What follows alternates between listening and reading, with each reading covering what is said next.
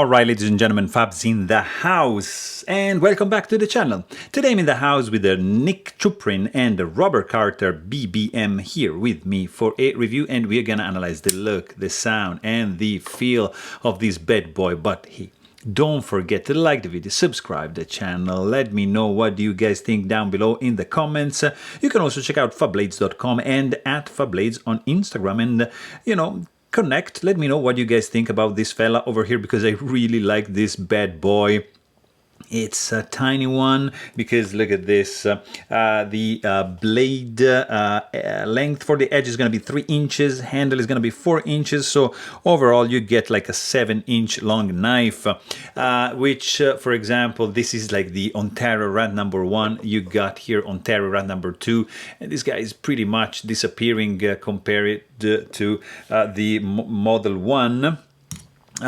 Couple other options here you get to see are the Benchmade bag out and mini bag out, and look at that, it's a little bit smaller than the bag out, so definitely not a big knife. This is Spyderco Paramilitary 2 and this is the Spyderco Para 3, so we are like in the Para 3 ballpark. Here you got TRM Atom and here you got the TRM Neutron, and just like pretty much the same size of a Neutron.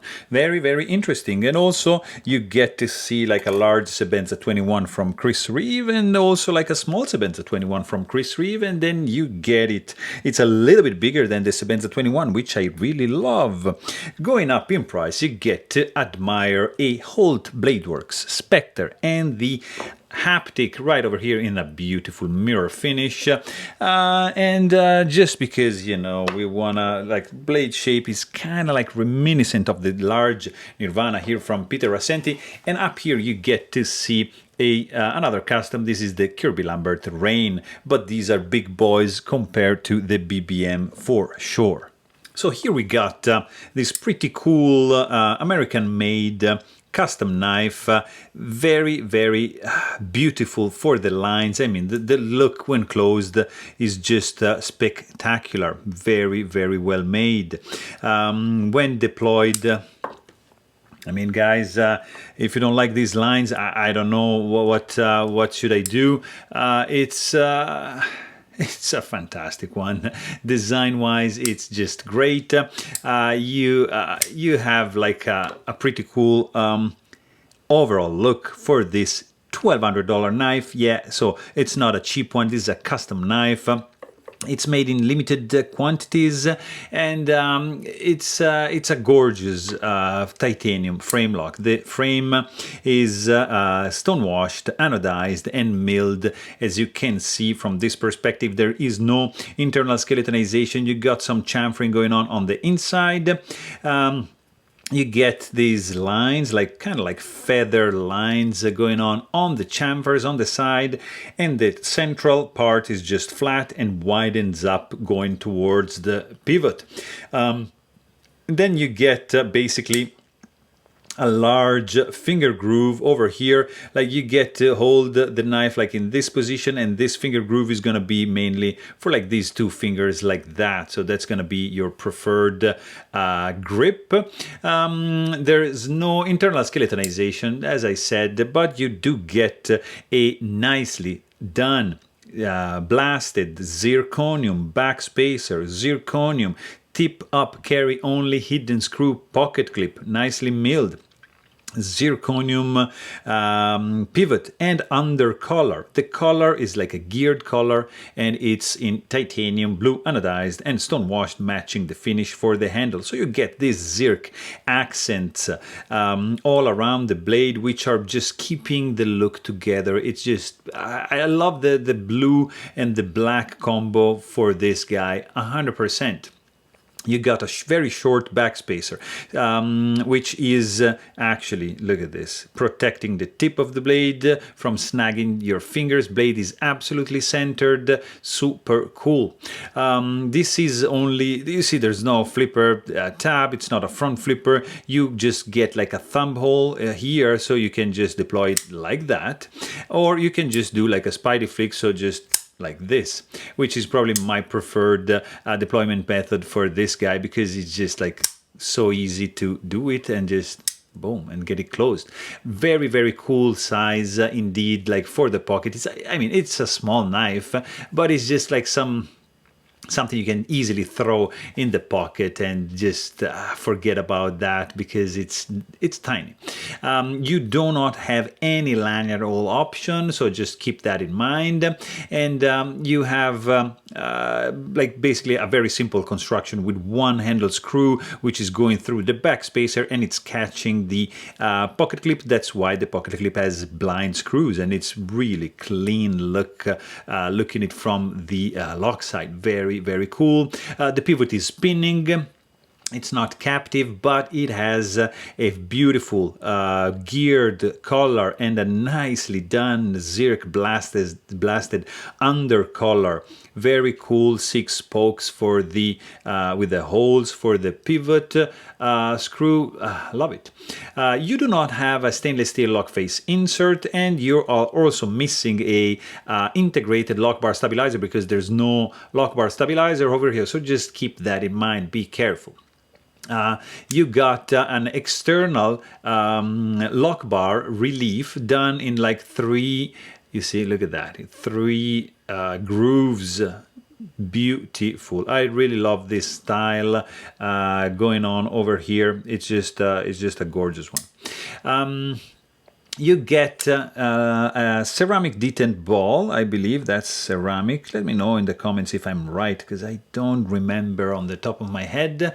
And the pocket clip is absolutely fantastic. Very cool retention. It works very well in my case. I like it. It slides in and out of the pocket with no issues whatsoever, but it's tip-up carry only. It's not reversible. It's just gonna be staying on this side. And then you got like this blade over here, which is truly outstanding. Really, I love the shape of this blade. Is just great. You get a beautiful thumb ramp over here, and then swedge that is going here, and then it's just thinning, and then just look at this area I love because it's meeting the fuller, which has a different finish from the, you see, like satin, horizontal for the flats. You have a vertical, you can see the lines vertically right over here in this beautifully done hollow grind. Will you look at that? And the look at the swedge is just gorgeous, reaching to the tip. And this is kind of like tanto, but you see it's like just you have a belly here and then straight edge up to the sharpening choil down there. Zero billboarding going on the blade when deployed, because would you look at that? Boom. When you close the blade, you got the Nick Chuprin and the Robert Carter initials over here showing, but when you deploy the blade, they are hidden behind the frame and they leave just a fantastically done, sterile looking blade to admire. Gorgeous. I also love the fact that this area here is just so well done. It's just ridiculous. It's guys, this is just incredibly done. The grip is gonna be like that, and that's it. It's like falling into position like gorgeously. Sound? Yes, please. Here you go. Unobtrusive, very quiet, discreet, not resounding, just like tick. And when you open it, clack. But it's not like a loud clack, it's a very subdued sound. Beautiful. It's elegant. It's pretty cool. Let's check the weight for this fella here, because even if there's no internal skeletonization, and look at that, 3.13 ounces. So, I mean, we cannot complain about the weight of this fella. There's no hot spots in the hands. Actually feels just gorgeous. I was surprised because of how small this guy is, and feels pretty good in the hand. And this part, I just love it. I mean, guys, just look at that. It's great. No hot spots, no sharp edges. There's not too much real estate here to grab the lock bar and disengage it, but you can do it. You have to jam your thumb a little bit inside here. You have no jimping here on the spine, no jimping on the back spacer. There's no jimping. So you got a little bit of texturing going on the handle, but this shape, like very tapered down, very thin handle and tall blade, it just gets like a nice grip to it. It feels absolutely solid. Nothing is moving. Even if it's like a small knife, a great fit and finish, zero rattling, blade is centered, there's no blade play, feels absolutely rock solid, I'm telling you.